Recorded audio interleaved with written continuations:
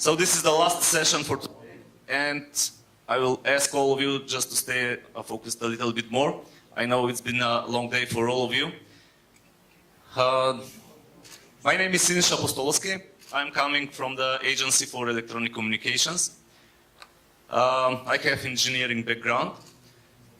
The topic for the session for today is need for speed, broadband challenges, issues, and trends. First, let me introduce key participants for this session. We have Ucha Seturi on the right. He is coming from the Small and Medium Telecom Operators Association from Georgia. Next to him we have Primoz Ursic. He is coming from the Agency for Communication Networks and Services of the Republic of Slovenia. So he is coming from the National Regulatory Authority from Slovenia. Next to him we have Bogdan Manolea, Association for Technology and Internet, Romania. And on your left side is Vladimir Ristevski. He is coming from VIP operator from Macedonia.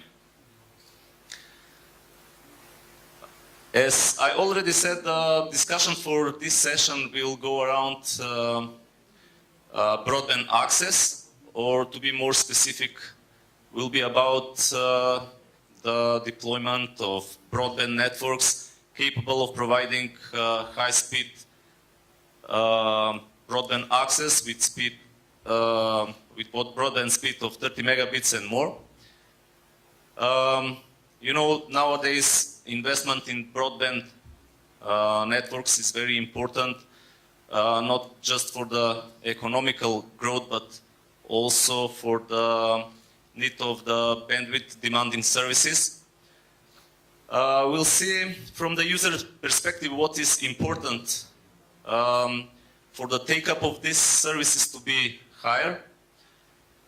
Later on we'll observe about the initiative at the European level, initiative from the European EU Commission, in order how to reduce the cost for deployment of next generation access networks. And without the commercial interest, it seems that there is no interest for investment from the operators in the rural area. So with this low level of interest, it seems that the gap between urban and rural is going bigger and bigger. You know, also there was in September last year there was a proposal for telecom package review. We'll see what the impact this proposal in its draft version has on the deployment of these networks. So let's start first with the digital agenda. You know, digital agenda of Europe was adopted in 2010. It's about how to use ICT technology in order to have more innovation, to have more progress and bigger economic growth. You know that the digital economy is growing at the rate of 12% each year at the EU level, and it is growing at the rate which is seven times higher than the rate of the rest of the economy. So that's why it is very important how to take the advantage of these ICT technologies. This digital agenda has 7 pillars. I know that we don't have enough time to go through all of them, but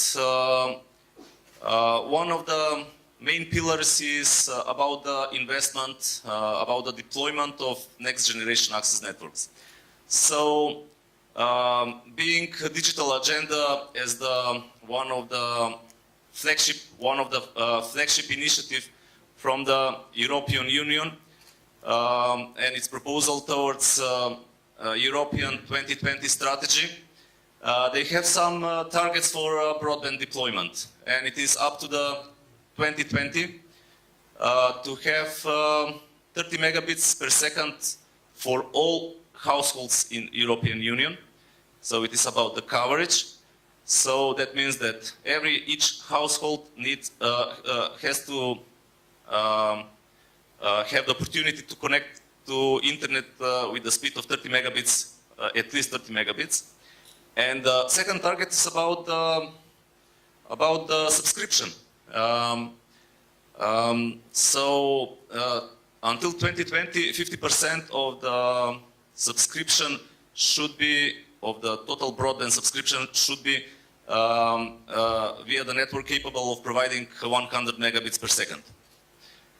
So before I jump to the first question, I almost forget. For those who are following us online, online web streaming, I just want to encourage them that they have the option to participate remotely. On the SEEDIG.net website, all of you who are following us remotely via internet have the option to join the meeting and to give us your contribution. So let's get back to these targets. According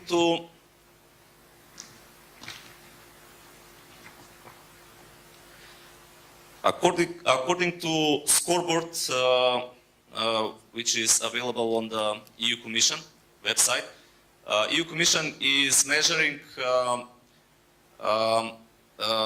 what have been achieved at the EU level against these targets. So the data that's available on this website says that 76% of the European homes can have access to speed, can have access to internet with broadband speed of at least 30 megabits per second.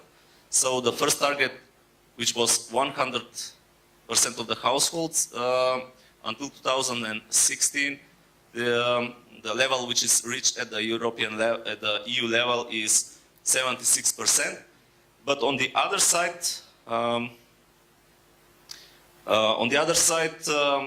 about the access to internet network with the speed with 100 megabits per second and more, Europe is lagging behind against those targets which they have set by themselves. So Slovenia is, I would say, one of the leading countries among the other EU countries with the coverage of almost 80%, according to the data that I have found on the internet. So they have about 80% of the coverage with the networks capable of providing 30 megabits per second and more.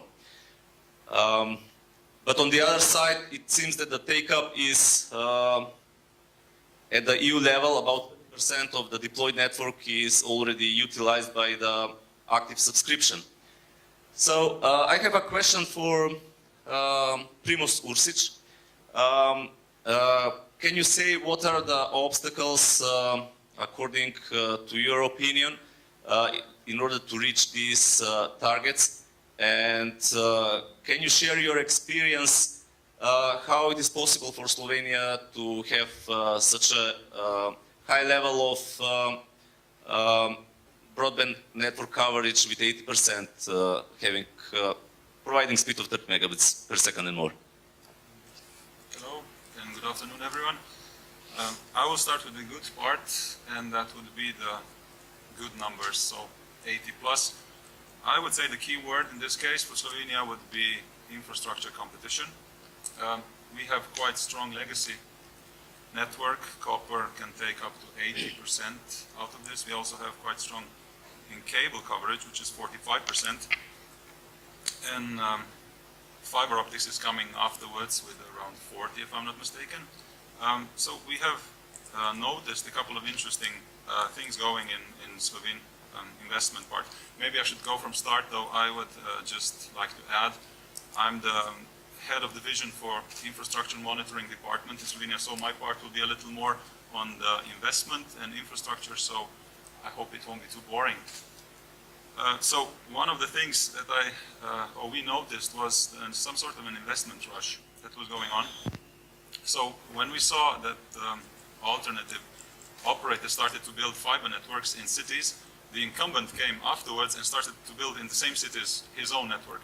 So we came to the situation where we had the cities all of a sudden had multiple infrastructures based. We even have a situation in capital, in Ljubljana, for example. In some parts we have 7 different infrastructures built. Of course, if we go now to the uptake, you will have only one subscriber on those. So that's already part of the question answered. Bigger problem concerning uptake, or probably one of the things we will discuss today is why so low when you have an infrastructure built.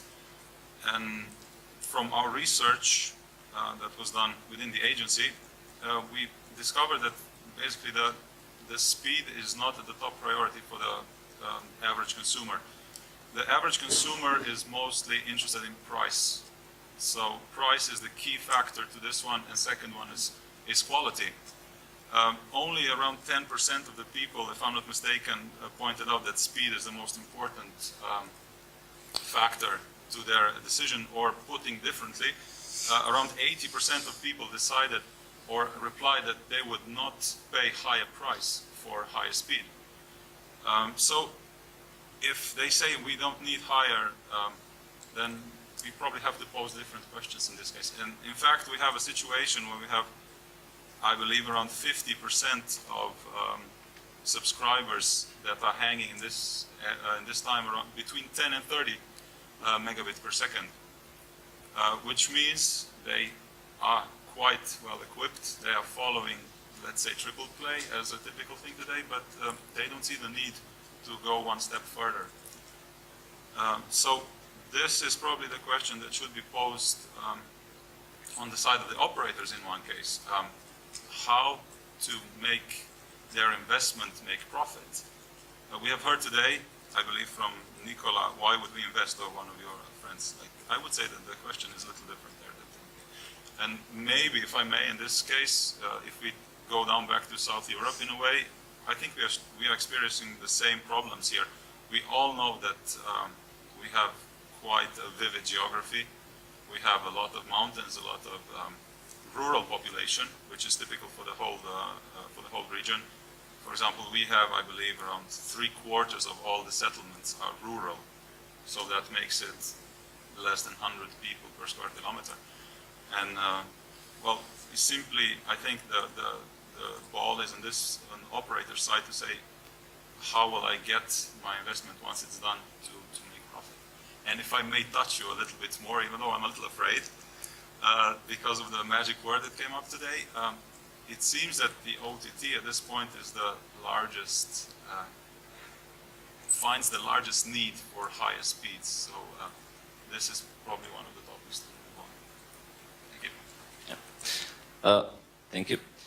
We have also here Bogdan from Romania, and probably many of you already knows that Romania has on the average very high download and upload speed based on the source crowding measurements, which are available on different websites.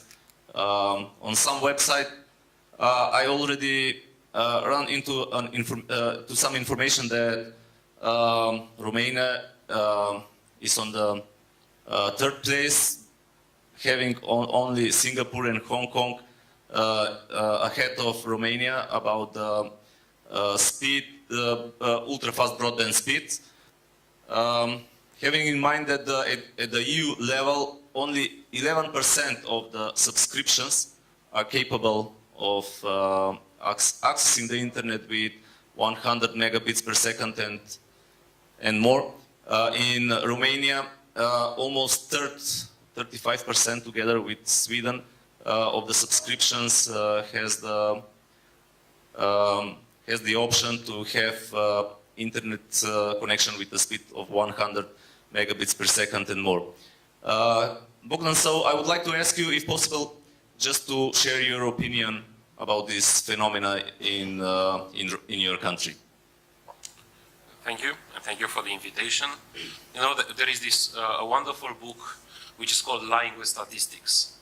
And I recommend you to read it from time to time, because if you read just the statistic and you don't read the footnotes, sometimes you get missed in detail. So that ranking that you said, it might be true for a few bigger cities in Romania, so like Bucharest or others, but it might be totally wrong if you're talking about the rural areas. And we need to have this comparison in mind when we talk about the host country situation.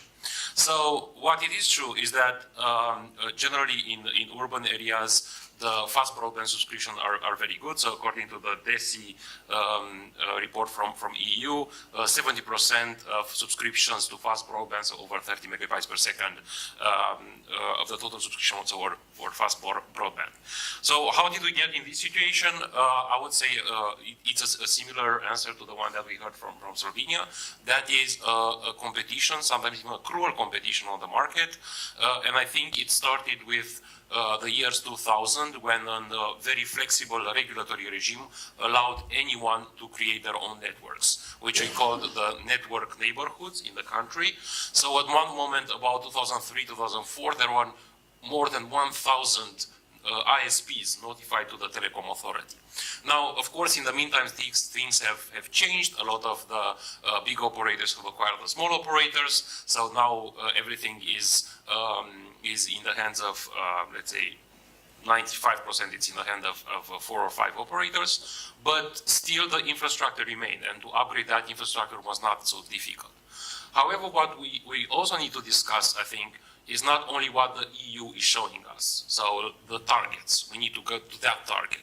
I think we also need to ask ourselves if that target is reasonable, and if that target is useful for us as a society. Because you need to ask yourself what kind of internet connection does a regular user needs at his household. Does he need a 30 megabytes, a 100 megabytes, or 1 gigamegabytes? What would he actually do with it? A few years ago, when they were talking about 3G, a person said that 3G stands for games, girls, and gambling. And I'm not sure how the 4G or the 5G would look in this direction. But speaking from my personal perspective, the only thing that consumes a lot of bandwidth, including on the 4G, is actually video content. So that is something that you really see the difference. Or if you're playing online games with a high latency and so on and so forth. But is that the regular user that we're aiming at? Well, if we're looking at the general aspect of the population, in the case of Romania, 45% of the population is in rural areas, is not the case.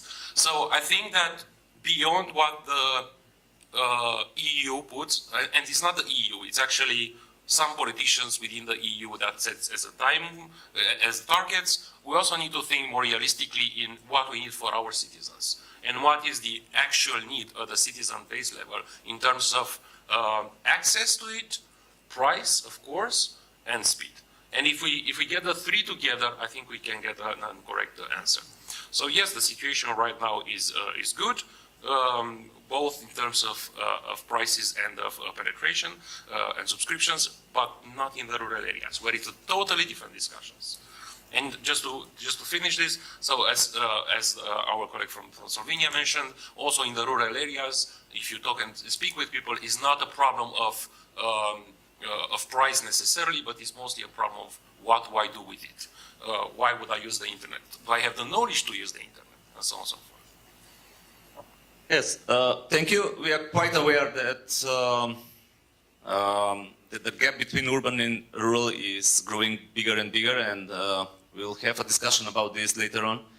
And also, probably we have a similar market structure like Bulgarian market. You mentioned that more than 1,000 operators are operating in your country. In today's presentation, before in the morning, I've seen that in Bulgaria there were about about 700, 800 operators, and basically they are operators providing local area network, LAN networks, the same computer networks which we are used to in our everyday lives, in our company, at work.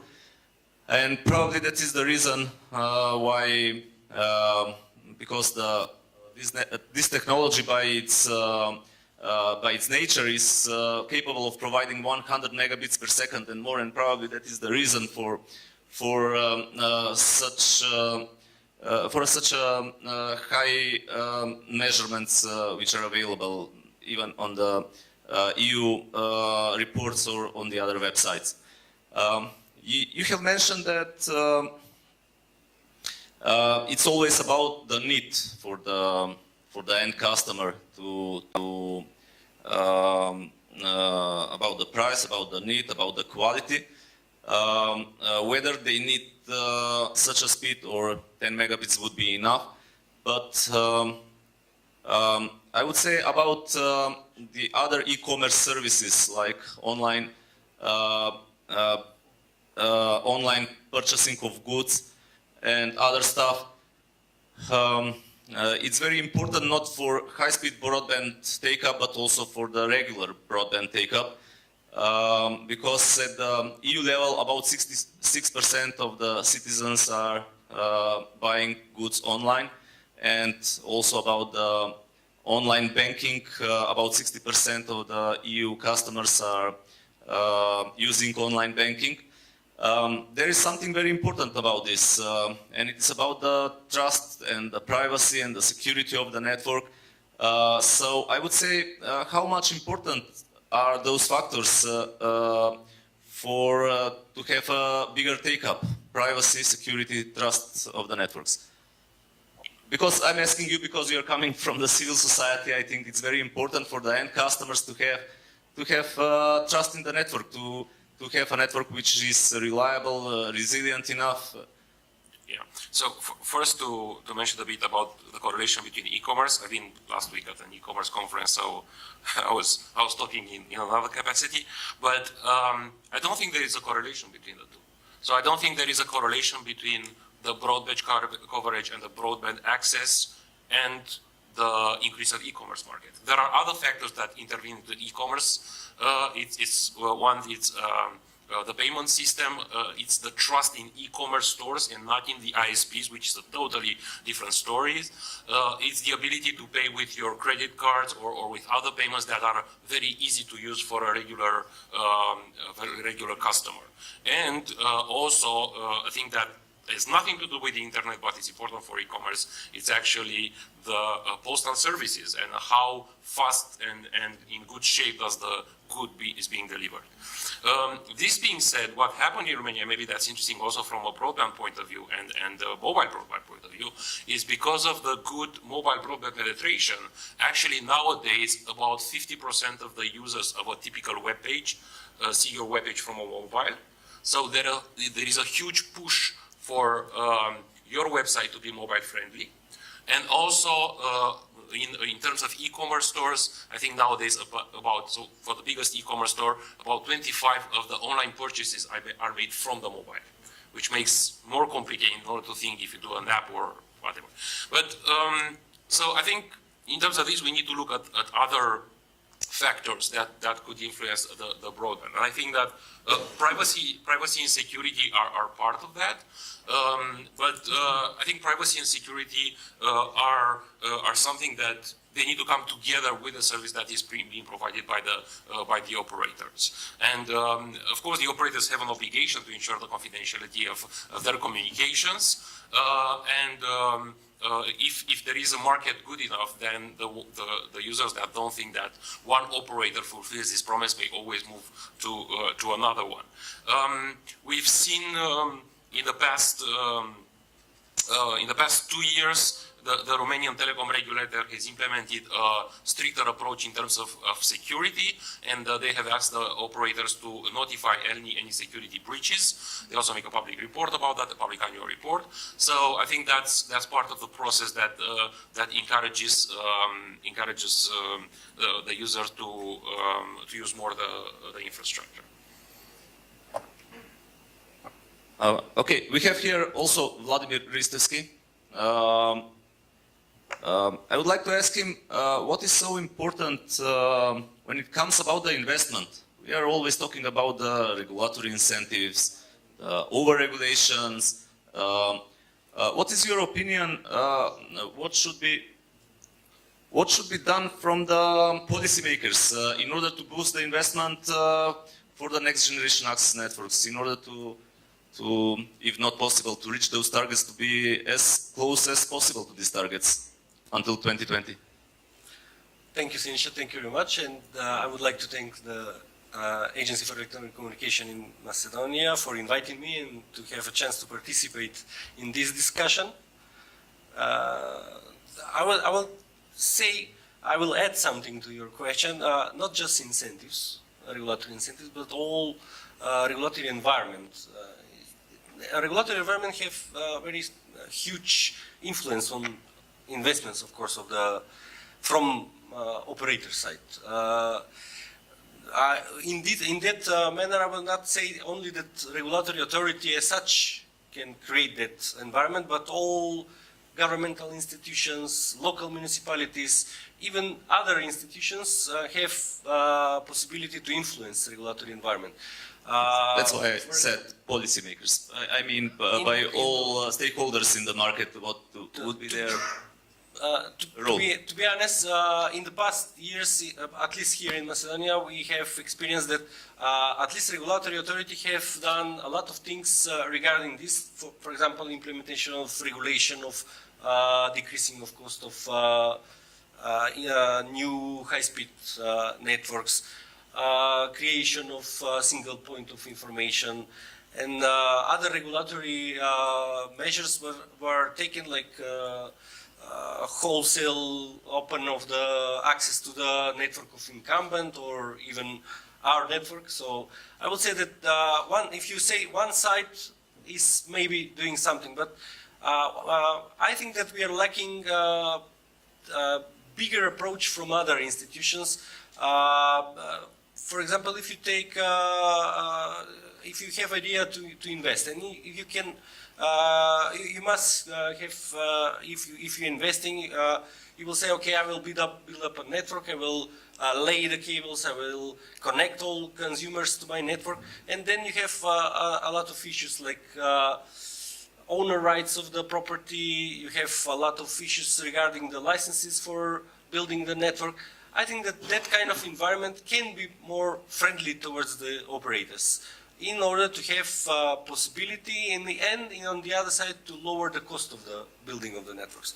Of course, we are talking on the supply side. We cannot forget demand side, because if you are discussing only the supply side, yes, regulatory authority, a lot of other institutions can do a lot of things, set the minimum parameters for quality of the service or other things. But on the other side, also I think that the responsibility of the governmental institution is to maintain or create demand from the consumers. For example, if you can create environment when I don't know, digital system for workflow for companies, for even for consumers, even for citizens, they can apply for some license electronically, or they can use freely digital signature. If you create that kind of environment, it can boost demand side from the consumers, which lowers, of course, which increase the monetization of the investments and decrease the cost. So there are a lot of things that can be done, but we are just hoping that soon we'll see a lot of progress in this. There will be more initiative about this. And before I ask the audience if they have any question, I would like just to get back to Bogdan with one more question, because he mentioned about the price, the quality. I think it has something to do with the competition, and I would like to ask you, what is your opinion? how much competition is important in order to get better innovation, better quality of the service, better price of the service, and also one very important topic. I would like to ask you, what is your opinion, also coming from the civil society, what is your opinion about net neutrality? Because it seems like that the net neutrality that we are talking a lot about these days is very important, not just for the end customers, but also for the service providers, just to have the traffic flow to be treated equally from the operators, just to provide better services to the end subscribers. Thank you. So on the first part, I think competition is crucial, and not only competition between the players in the same market, but also on markets that can compete one another. What we saw in our case was that the take-up of the 4G in certain big cities made some consumers give up on some of the subscription that they have on a fixed telephone or fixed broadband, because that was no longer interested. So I think that the regulator needs, and I'm pretty sure that they do, they need to take this into account whenever they assess the market for competition reasons. I would also mention one point that I think it's important, also the quality of the service. So it's not just, you know, to offer the 30 megabytes per second, but it's important to know if this is the maximum speed, the average speed, or the minimum speed, because these three in practice will deliver you a different service, and the user needs to know that in a way which is very clear for him. Other things that were done in Romania, I think it helped to increase the trust and actually how to compare the operators is to oblige the operators to publish information about the number of cases when they need to intervene and how long it will take to intervene to fix up the network. So that's also something important. As regards net neutrality, I think nowadays, at least in the European Union, where we have a clear regulation and we have also the BEREC guidelines on net neutrality, things should be more clearer. It remains to be seen how this will be implemented.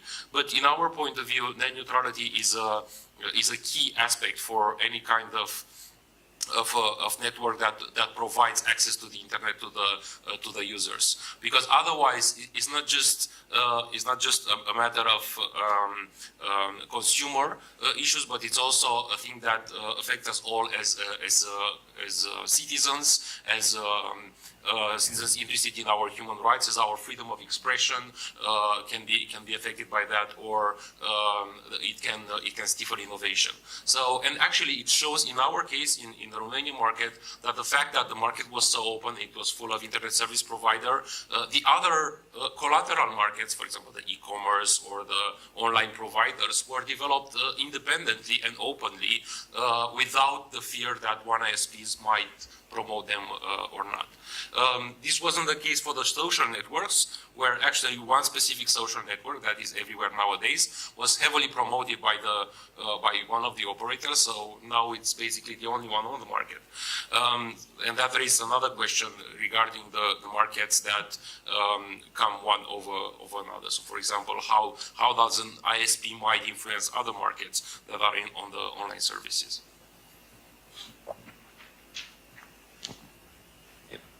Thank you.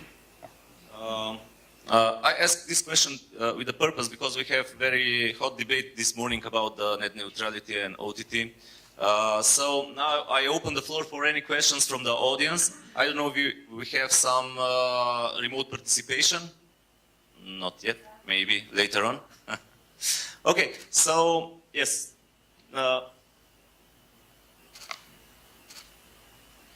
You just may ask the questions, you can share your opinion, whatever it is. I encourage you to get involved and to contribute to this session. Thank you. Hi, my name is Michael Ogia. So one thing that I'm really curious about then, especially given the challenges for broadband deployment and for building out, is for instance, have any of you or have anybody in the community talked more or thought about more about emphasizing community networking? because by doing that, we will be empowering local communities to build and create and sustain networks that are for them, that are sustained by them, that are very low cost. I was really struck by how, in Slovenia, your experience so far has been that that people are valuing cost over speed. But in my experience, it's not that surprising either. I mean, the fact is there are many geographic challenges that we need to overcome. But to me, I don't necessarily see. Forgive me if this isn't a question; it's more of a comment. I don't really see community networks as being a threat, for instance, to the financial model of many broadband networks, seeing as how community, especially rural communities, are often more poorer anyway, and then they often have less requirements. I mean, they don't. We're not necessarily talking about streaming hours of YouTube. It's about connecting people to weather reports, to local government services, to news, things like that.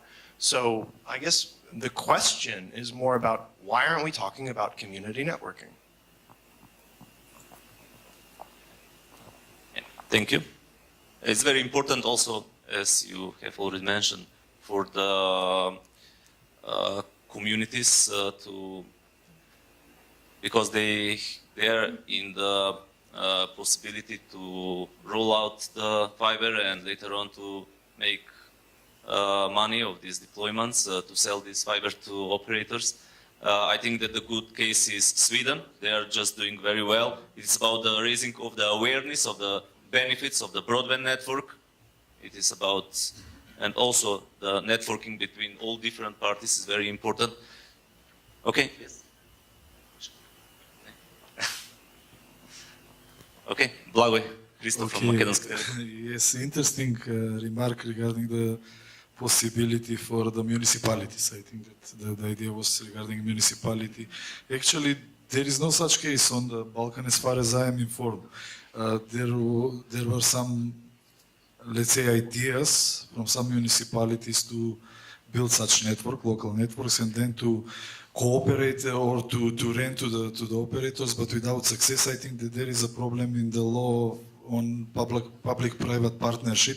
This is one issue. Second issue is that municipalities, even though they are financially decentralized from the central government, they are not in good standing financially, and there is no possibility to invest in such network. Maybe they could support the demand side, as maybe Vladimir mentioned. They could, let's say, initiative some e-services for the citizens in order to support motivation of the operators to invest even in the rural areas. For the operators, I think that maybe bigger challenge will be a regional approach on the whole issue, because Europe is considering digital single market, not only in theory but in practice.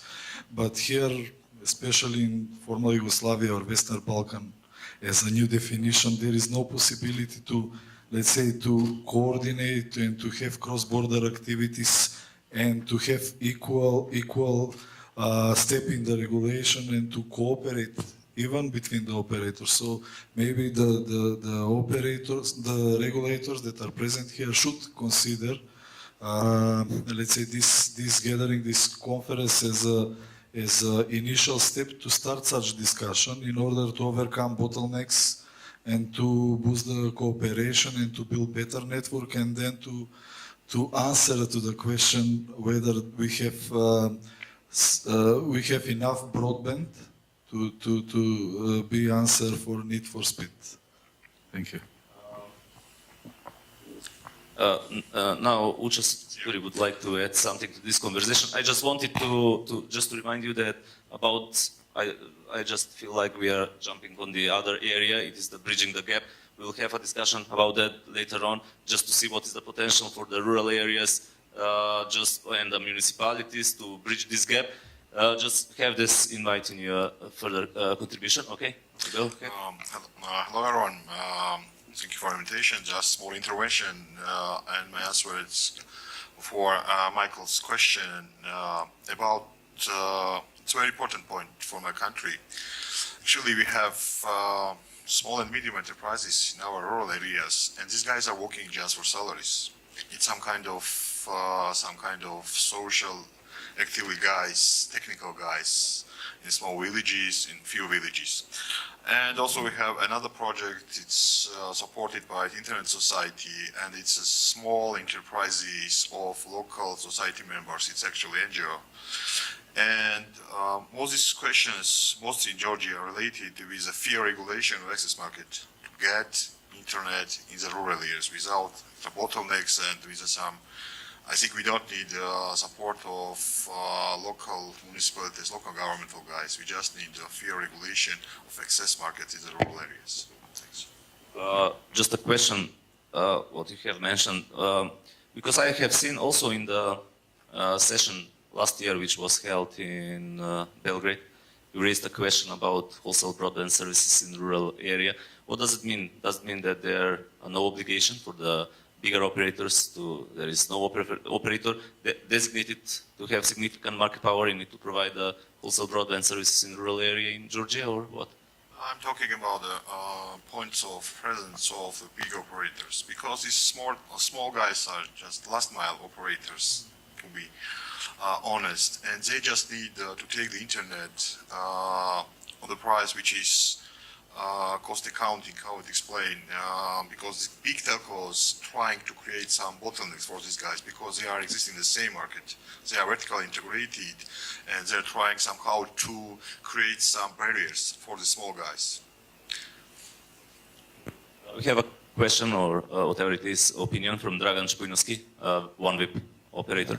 I'm not surprised that the discussion of Mr. Urušić regarding the sensitiveness of the customers in relation to the speed or to the prices attracted a lot of attention to the public here, as well as I see the comments in the screen there. It was previously displayed on the screen. Actually, it is pretty disappointing to hear that in 2017 that the target for the such, let's say, aggressive targets set by European Union are not really the correct one. Actually, we recognize in 2017 that the speed maybe should not have been that aggressive as the price targets should have been. I remind very well during the setting of these targets, it's okay, it's a direction probably, not the mic. It's okay. So I remember very well. First, there was a huge discussion among the European Union policymakers and regulatory agencies on one side, and ETNO on the other side on this issue. Now, The other microphone, just to see if it about the mic or the connection, please. so first, a huge discussion has been carried out between on the European Union level at that time, and after the adoption of such aggressive 2020 policy on European level, all the EU countries, as well as EU accession countries, were automatically accepting this agenda. Here, we also had huge discussion on these issues, and it is really very obvious that a high-speed broadband is not necessarily needed for the basic purposes of access of the citizens. It was included in the discussion of Mr. Manolea as well. And, I support it very much. Usually, the high-speed broadband you need only for, as he mentioned, 3G or games, girls, and gambling, or I would rather say multimedia. Multimedia is subject of comfort, not subject of basic needs of everyone. So it was not surprising that the price sensitiveness was much more important before, and today is also not surprising that the price sensitiveness is the first thing in the customer's interest. Okay, Vesna, Македонски Телеком.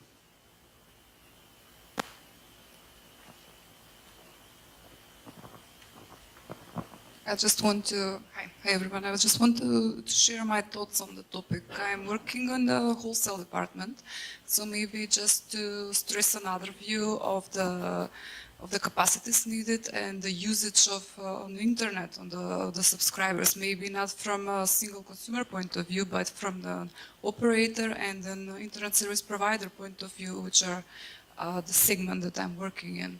So what we see this year is that the need for the capacities are exploding. We see the doubling and tripling of the capacities on top of the projections that we have for this year. So definitely I disagree that in rural areas people only need to see weather forecast or some basic connection with the municipalities. All over, people have need to be globally connected, to be on social networks. Even the type of content is changing. The videos are going HD. So in order to serve all this capacity and all this data boom, the need for speed is tremendous. So it's not only a matter of infrastructure, the physical infrastructure, but also core infrastructure, the routers needed, and the whole IP core network to support it. My point is to have this ecosystem, to keep this ecosystem alive. There must be some modus of working must be put in balance, because the need for investment are just increasing with exponential speed. So for everything to function, we definitely need to find some modus of working. Thank you. Before we jump to the second area, I would like just to Bogdan to hear something to add. Just to add on this. So what we are saying is the fact that right now, if you're going in the rural areas and you ask the regular people if they need access to internet, the major part of them would say, no, I don't need to access the internet. So it's not even a matter of price. So what needs to be done, if we need to think in that direction, is also first to develop the services for those citizens in order for them to ask for it. And actually, right now, we don't have it. Speaking from one of my previous engagements 10 years ago, when we went into rural areas and tried to get them with a telecenter, so one point of access, we found out that the people in the villages use the internet mainly for one thing. Do you know what would be in the rural areas? No? No? Not weather forecast? They think games? No? Sorry? No, not Facebook. It was multimedia. It was talking with their loved ones who went working abroad. That was the #1 usage. And they wanted video. Yes, it's true. They wanted video because they wanted to see their grandson, who is now in Spain or in Italy or whatever. So that was the need. But if you ask them, do you need to use the internet? I said, no. Who is this internet guy? I never heard about it. If you will ask him, do you want to see your relatives that live 1,000 kilometers away and you see them maybe twice a year? Yeah, they would say, yeah, maybe I need that. I will even pay 10 euros or 15 euros up to it. So it's both of supply and demand. So it's also how do you ask them, what kind of information do you get from them, and how do you help them to reach this? Yes, I totally agree that digital literacy and getting people to know about the opportunities of this global network is very important to raise the interest, because I was very it was very interesting information that the main reason for the people who never connect to internet is that they feel that there is no need. Having known what all the opportunities are offered over the internet, it's very strange to hear that there is no need to access the internet. That's why it is very important about the digital literacy, about the opportunity, just to get to know to people what are the opportunities offered over the internet. If I may jump on the another area, it is the cost reduction. I just would like to give a brief overview. In 2014, European Commission adopted the directive for reduction in the cost of deployment of next generation access networks. There are different measures about the reduction in the cost, access to operators' networks, not just from the telecom, but from the other operators like toplification, sewage, electricity, coordination of the civil work. Also, new buildings that are going to be built to be equipped with the opportunity for connecting to households of these buildings with those networks is also very important. It is because 80% of the cost for deploying of new network is associated to civil engineering work. And also about the impact assessment, which is accompanying document to this directive. European Commission somehow have estimated, based on their experience, that putting all these measures together that I have mentioned previously will reduce the cost for deployment, OPEX, capital cost, for about 20–30%. The cost will be reduced. So I would like to ask Ucha just to share your experience about your country, what have been done so far about the reduction of the cost, what measures have been implemented in Georgia about the reduction of the cost for deployment of those networks. Okay, thank you again. It's my pleasure to be here and participate in this event. About answer, yes, Georgia have some duties and agreement with the European Union and amendments in the legislation regard of the infrastructure sharing, reducing some costs for building the new broadband networks is existing, but it's not a law. We have a draft for at least 1 year, but without any results. But it's a little bit difficult to explain to know telco infrastructure guys how this will be working in the future. I mean, access, sharing the infrastructure, and so on and so on. But we have very good 2 projects. It's related with governmental initiatives. One is this OFNet. It's how it's explained. A private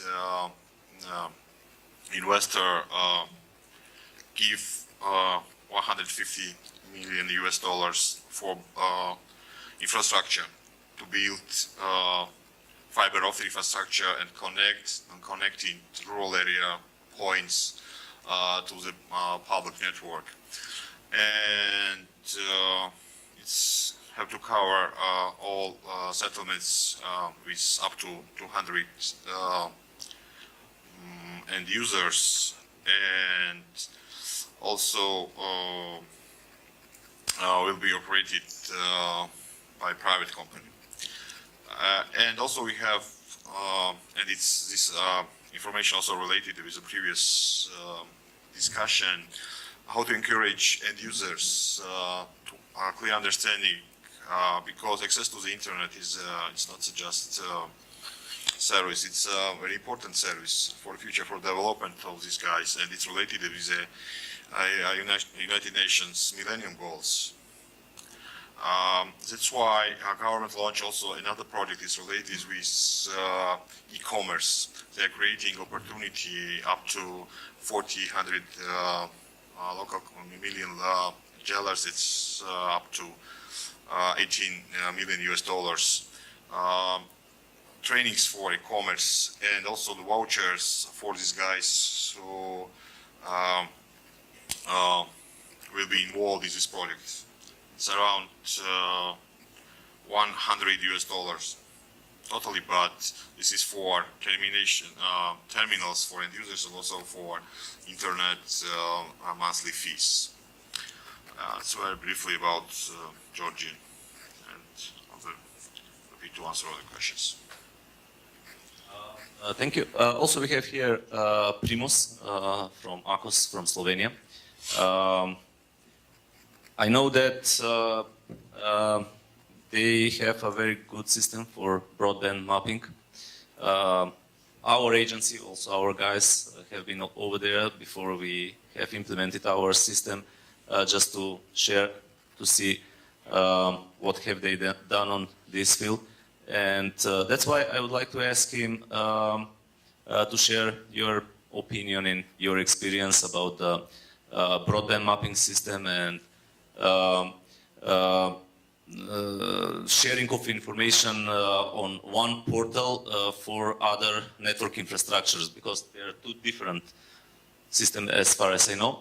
One is sharing information for the networks from the other, and another one is broadband mapping. Broadband mapping is more about the end customers, just to see what are the options for the end customers, for the end subscriber, to see on which operator he or her may connect and at what speed.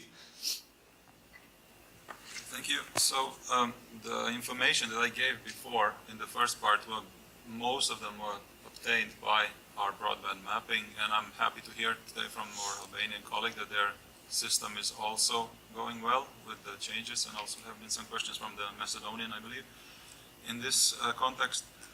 Well, we go from the premise that information is the key, and even though this is old phrase and so on, it goes for both end user and, in this case, operators. So the system that has been conceived in Slovenia, and we like to believe that it's one of the better ones in Europe, has merged several different databases into one. So we have a bunch of public databases like cadastre of infrastructures to register of buildings to business register, and on the other side we have non-public ones, like, for example, network termination points, which Akos obtained himself through operators. And we also have mapping from wholesale and retail, which includes pricing, which includes technologies. And all this is trying to be merged into one system with different levels of access for different users. Hopefully we will get to the point where we will have it open as much as possible. The information is being based in a way that it goes to the house exact. On top of that, we have decided to do an extra part, which is public utilities.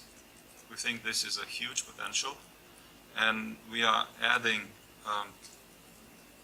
as much as possible of other public infrastructure in this, may it be electro distribution, may it be sewer system, everything that may help, in this case, above all operators, how to lower their costs. Ducts, empty ducts, for example, which in property of electro companies or something, can be a huge potential for lowering the costs. That's one of the new parts, and the second new part is to actually add into this geo-information system also the planning of the future building works. One of the solutions that Slovenia had even before the cost reduction directive came out was exactly this one. We had a system of notification of planning of future infrastructure buildings. That was going for both electronic communications and utilities. So as the system goes at this moment is that we get practically all possible infrastructure investments notified to the agency, and we publish them. Together with that time, we also require from them to issue out some sort of a call out to come and co-invest. So in this case, if we have someone that is interested in co-investing, which means operators, the original investor has to comply, has to try to work in a way, or plan at least, that this co-investment will be possible. And if we're talking about public money, if there's public funding in the background, in that case, they are even obliged to add duct system that is capable of handling possible electronic infrastructure. So all of this we are trying to include into our mapping system. Hopefully we will have, in this part too, we will have visible for public and especially operators actual mapping of how this plant works will be, where on the territory will be, and if they're able to combine this with existing capabilities, this can mean a huge incentive to them to get their costs down. So this is one of the cases that I think can be used in other countries as well. As far as we know, some of the countries are using similar, and I'm strongly suggesting to look into it. So, thank you. Thank you. When it comes about the directive for cost reduction for deployment of next generation access networks, for example, in Macedonian market, I believe that more or less this directive have been transposed into the law for electronic communication and other secondary bylaws.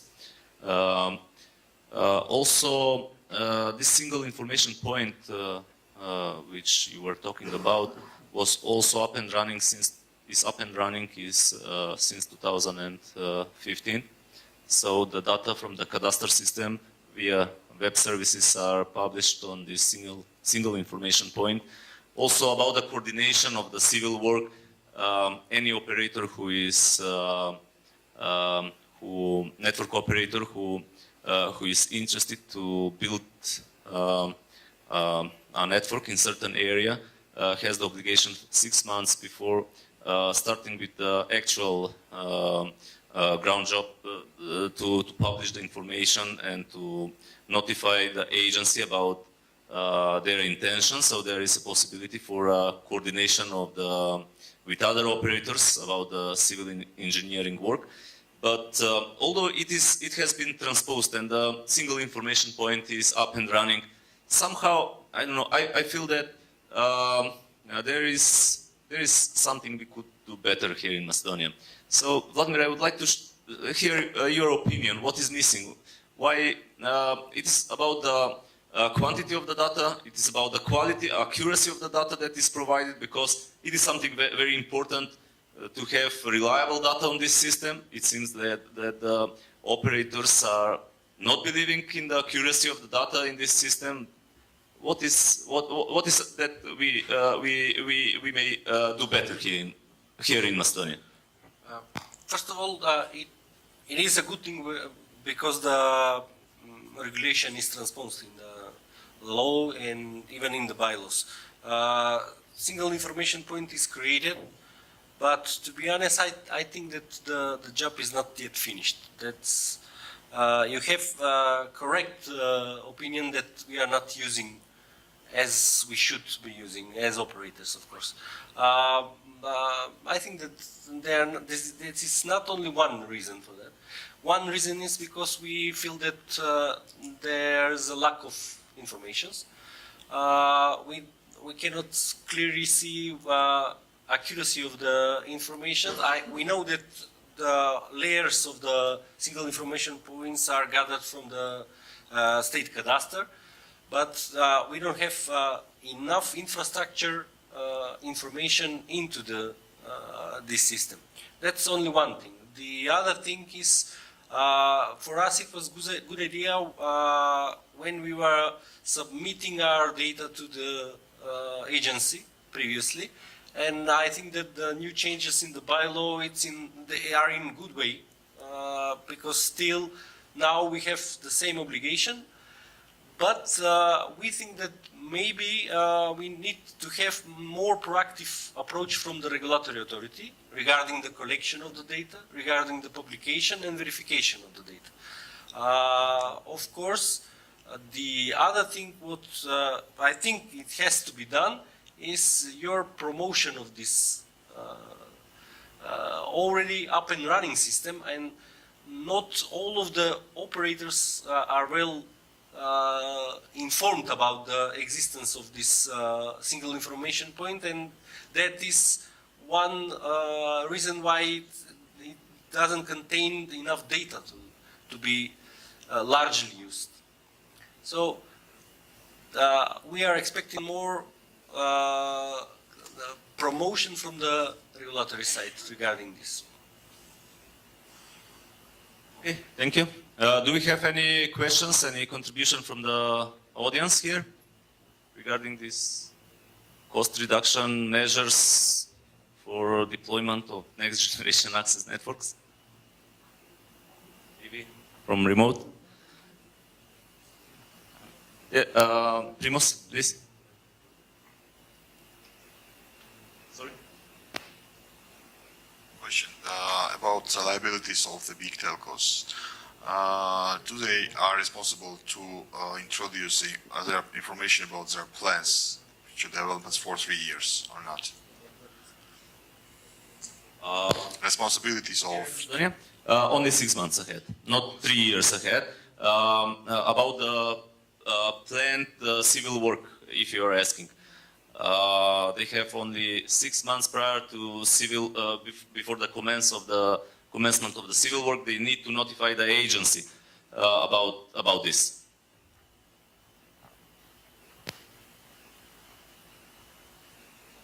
Okay. Another thing I would like to get back again, because I told you we'll talk about that later. We have about 15 minutes more about the digital gap between urban and rural. I just would like to start with one study that was commissioned by the Agency for Electronic Communication, and it was carried out by the Analysis Mason.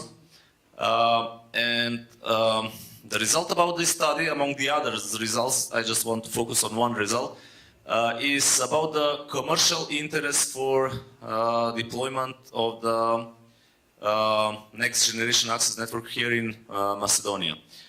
So according to this study, it was calculated that the commercial interest for fiber to the home networks, commercially viable deployment, would be only 44%. That means that on 9 years return of investment, net present value of the investment would be 0 or positive. Going further, more than 44% of the deployment, net present value of the investment for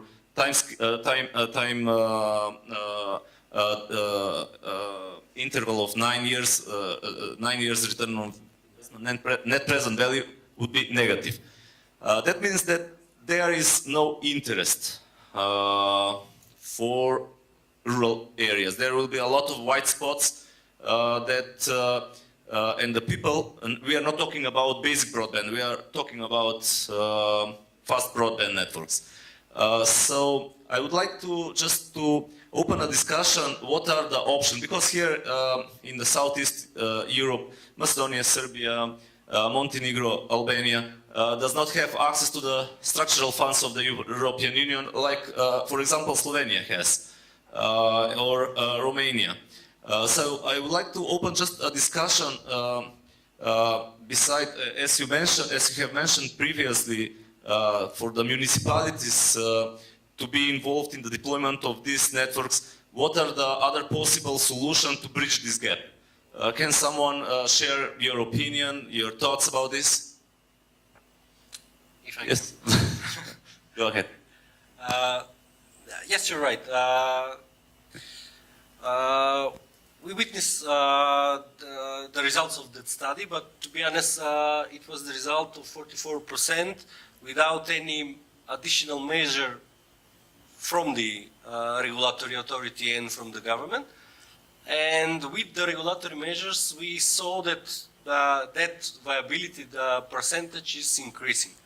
So one thing is to, of course, to have additional regulatory measures towards the comfortable Improve those investment, measures, yes.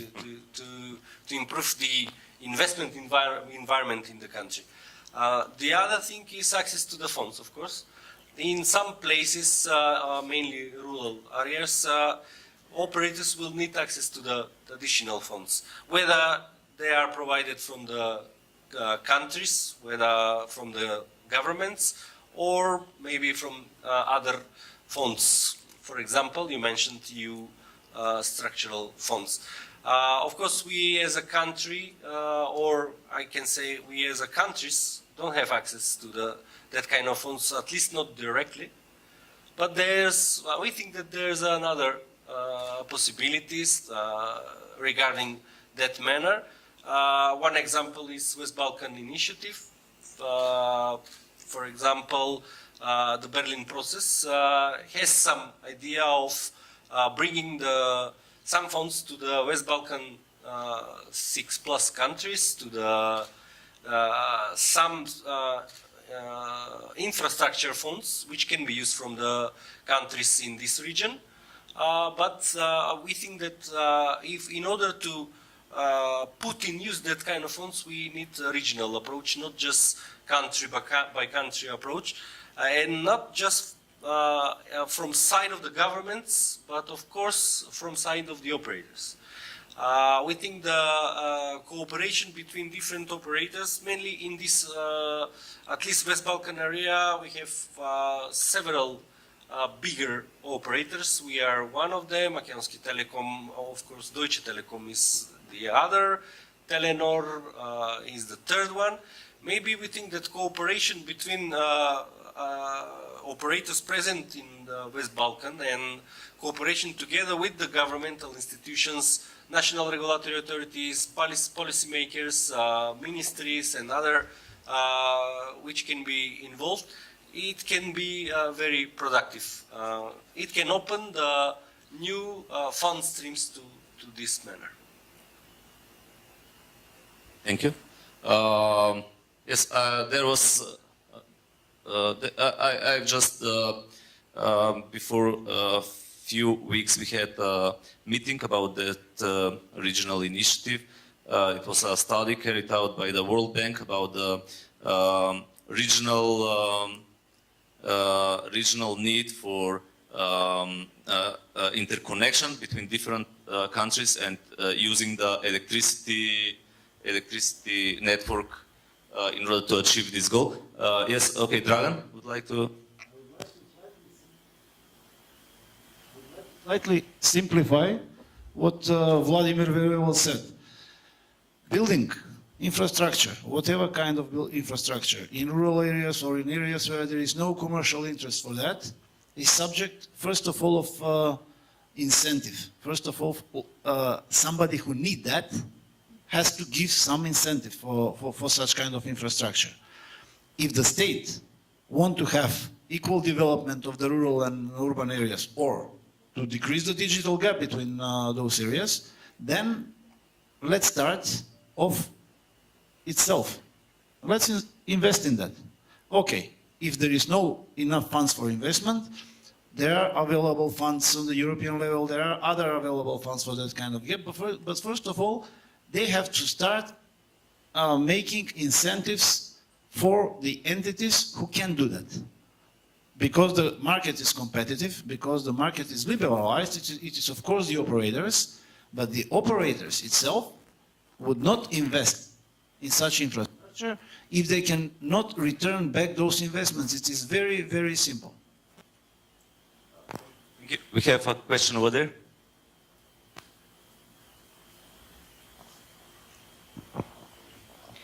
I'm confused about the statements about the demand for internet in rural areas, if there is one or not. I understand that they don't call it the internet, but they actively use it, to, especially in multimedia ways, to speak to their loved ones, or as far as I know, in Africa they use Facebook and they won't call it internet, but they're actually active on it. So does it really matter if they call it internet or not, because they are actively using it, so there is a demand. So which one is true? Is there no demand in rural areas, or there is, but it's not just called internet, and it's called Skype, Facebook, whatever?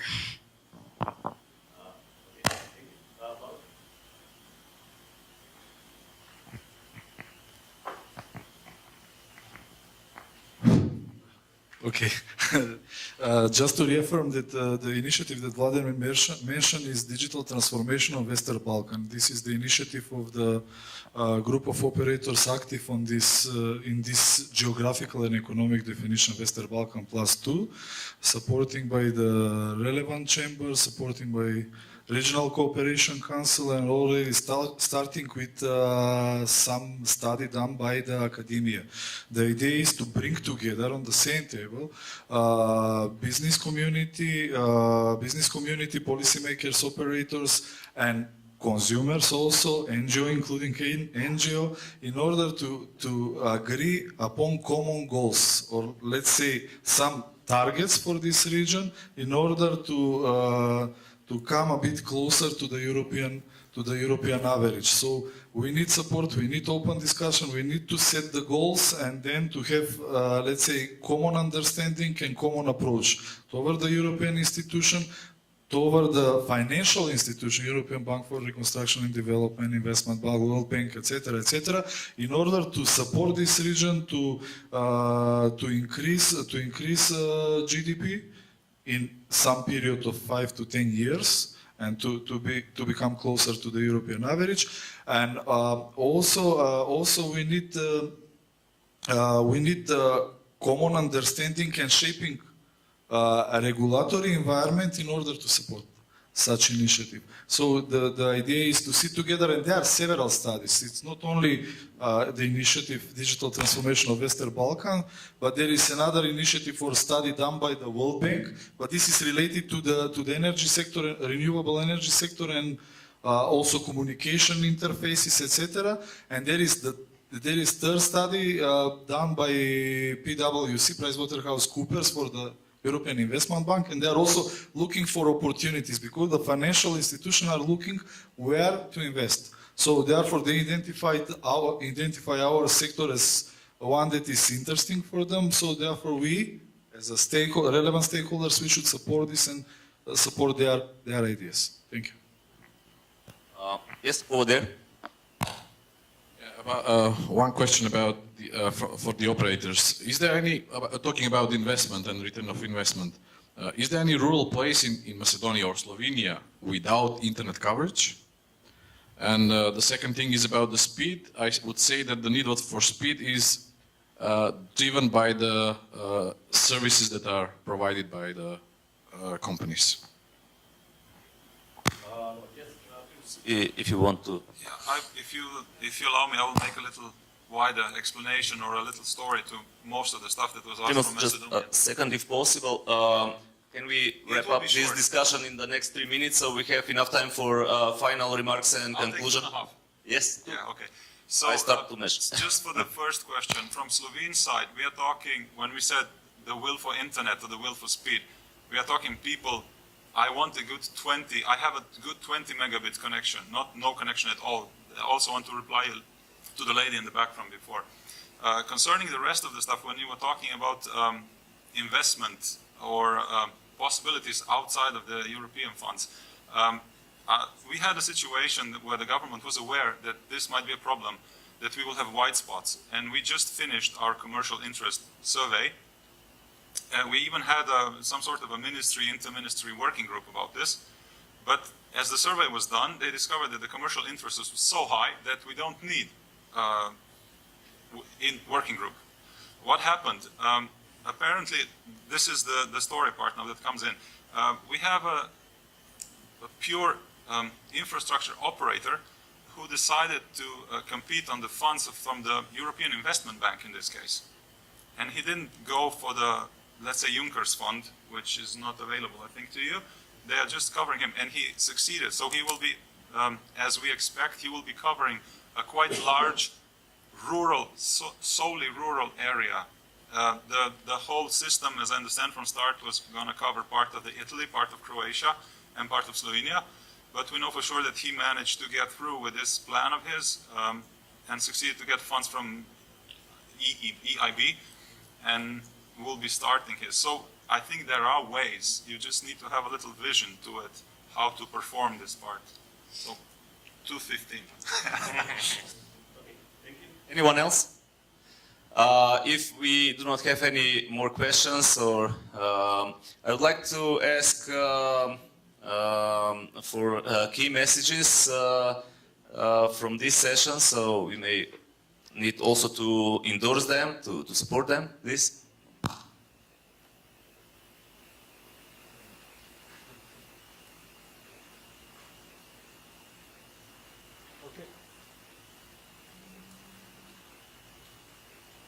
One, two, three, four, five. Yes. Okay, so we've walked down the discussion into 3 key messages. You can add some more. I mean, the discussion was broader, but we think it resided. It's coming to you. The microphone is tired as well. Tired. Okay, so as I said before, the discussion was broader, but we think we've narrowed down into 3 key messages. The first one is competition is important, but the government must create suitable market conditions for the development of access speeds and online services. The second one is that access speeds need to be defined clearly. There was that piece about maximum, average, and minimum speed. And the third one is services create demand for access and need to be promoted via, telecoms and service providers. If there's any key message we left out? No? Yes? No more remarks, so approved. Okay.